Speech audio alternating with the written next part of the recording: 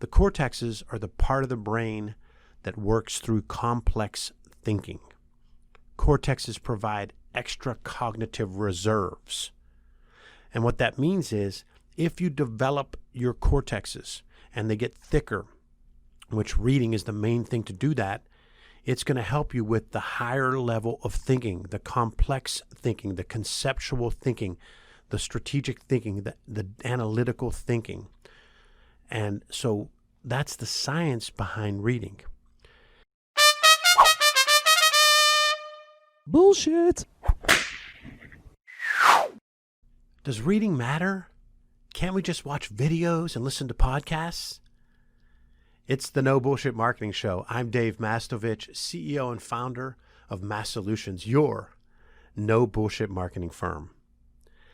I get it. Videos are fantastic. They're quick. You get the video part, you get the audio part. They're everywhere. And yes, I've been an advocate for podcasts for probably over 10 years and had my own for over 5 years. Podcasts are great too. But I'm here to advocate that we read. I will ask friends, do you read?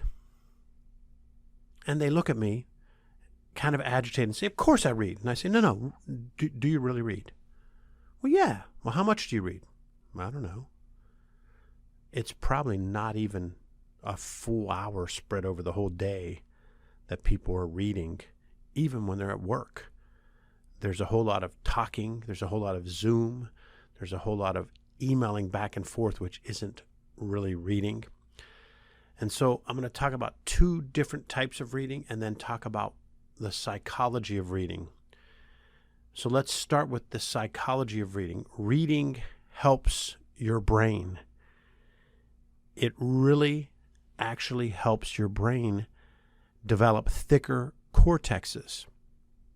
I talk a lot about science of marketing and science of really anything. There's an art and science to just about everything.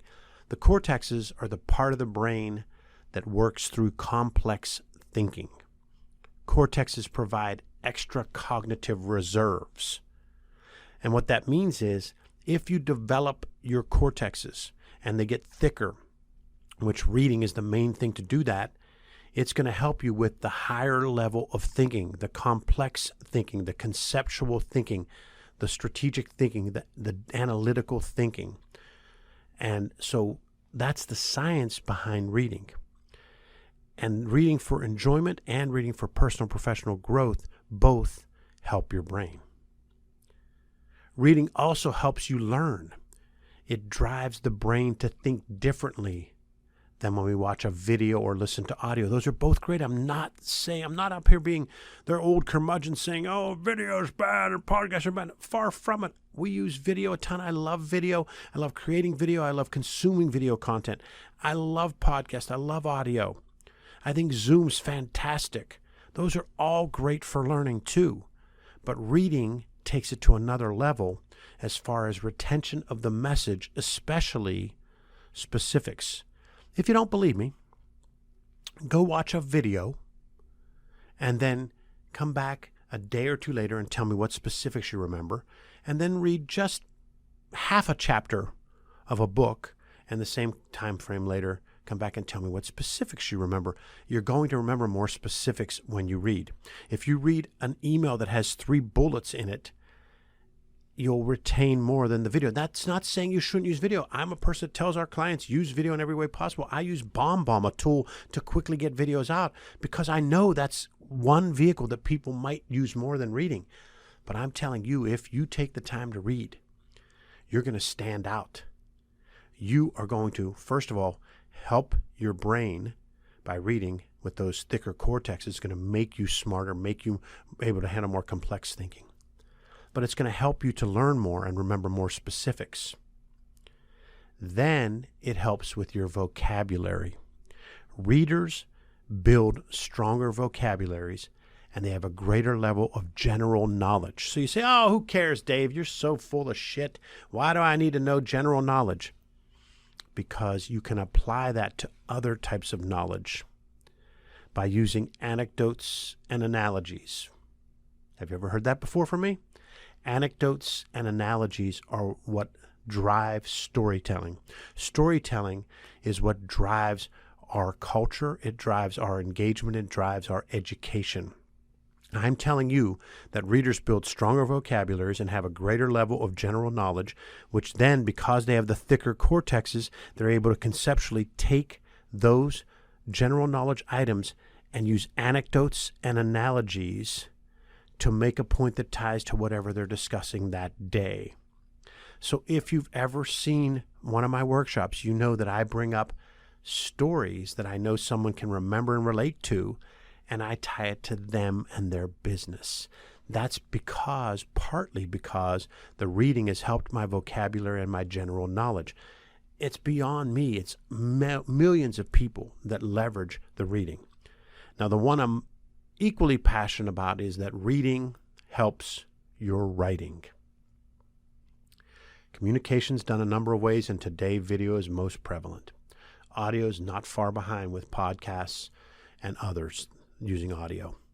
In-person meetings will always be hugely important, but so will writing. When push comes to shove, writing is involved in the major business transactions in the world. Writing is involved in the major management decisions and leadership decisions. Writing is involved in sports. Writing is involved in entertainment, the shows we watch, the music we listen to. Writing helps with your vocabulary. It helps with your retention of concepts, your conceptual knowledge, the brain. Reading drives all that, but it helps with your writing. And here's the key, folks. Most people don't like to write. That's because they haven't used that muscle. But the more you read, the easier writing comes. And the more and better that you write, your presentations get better, your speaking skills get better, your communication skills get better. You're going to do better in meetings. You're going to do better in one-to-ones with your boss. You're going to do better in one-to-ones with your subordinates. You're going to do better in selling ideas to clients. You're going to do better at selling ideas to peers, because writing helps with your speaking and your video and your content. So pull it all together. Reading actually helps your relationships. Reading helps your relationships because it helps your speaking, your videos, your presentations. It helps your vocabulary. It helps your writing. It helps your retention of concepts. It helps your conceptual knowledge. It makes your brain stronger. All this stuff helps with your speaking, your presenting, your conversations, your relationships, and anything you produce content-wise. Reading is fundamental was a line from the 70s and the Sesame Street and Electric Company. Reading is fun and reading is fundamental. The reality is reading is fundamental to so many things. I'm not saying to stop watching videos. I'm not saying to stop listening to podcasts. I'm saying add reading to your repertoire. At the very least, reading for personal and professional growth about your industry and about your talented field and about leadership and about how to inspire others. But I'd even challenge you to read for enjoyment, because it helps with all of these things that I've talked about. Thanks for listening to another episode of the No Bullshit Marketing Show, recorded in our studio in the Lair in bold, beautiful downtown Pittsburgh, Pennsylvania. Remember, ask yourself, what's the big idea? And build your story around the answer. It's all about bold solutions, no BS.